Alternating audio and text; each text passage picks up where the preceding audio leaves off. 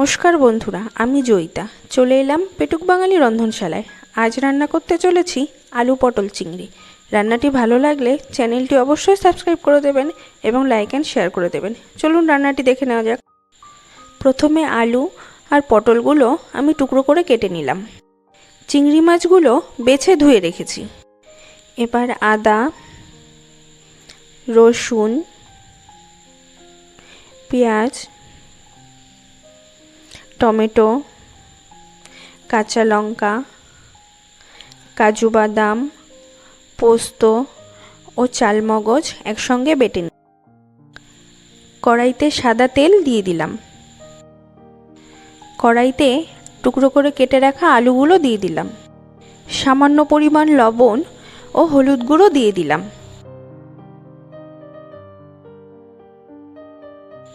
আলুগুলো একটু লাল লাল করে ভেজে তুলে নিলাম।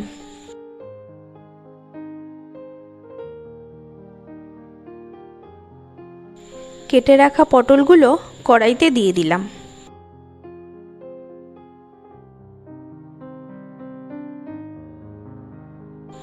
অল্প পরিমাণ লবণ ও হলুদ গুঁড়ো দিয়ে দিলাম।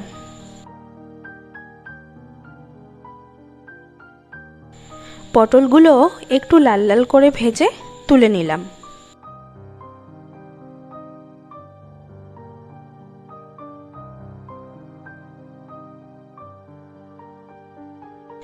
ওই তেলেই চিংড়ি মাছগুলো ভেজে নিলাম। মাছগুলোতে আমি লবণ ও হলুদ আগের থেকেই মাখিয়ে রেখেছিলাম।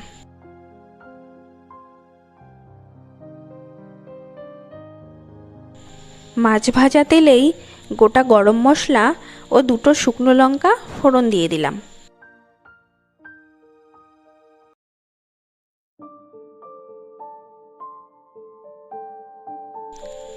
এবার বেটে রাখা মশলাটা দিয়ে দিলাম।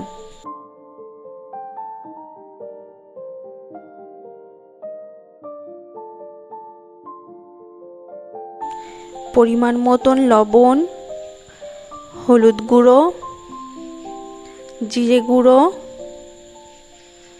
ও শুকনো লঙ্কা গুঁড়ো দিয়ে দিলাম।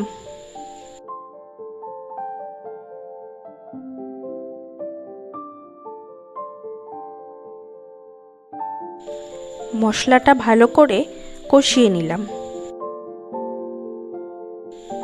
এবার ভেজে রাখা আলু ও ভেজে রাখা পটলগুলো মশলার সঙ্গে ভালো করে কষিয়ে নেব।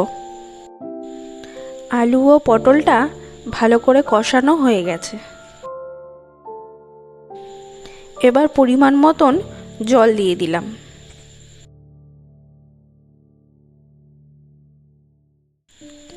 ভালো করে মিশিয়ে আমি 10 মিনিট ঢাকা দিয়ে রাখলাম। ঢাকাটা সরিয়ে দিলাম।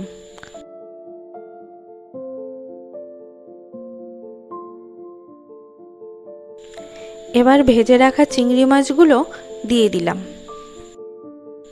চিংড়ি মাছগুলো ঝোলের সঙ্গে ভালো করে ফুটিয়ে নিলাম। স্বাদ অনুযায়ী চিনি দিয়ে দিলাম।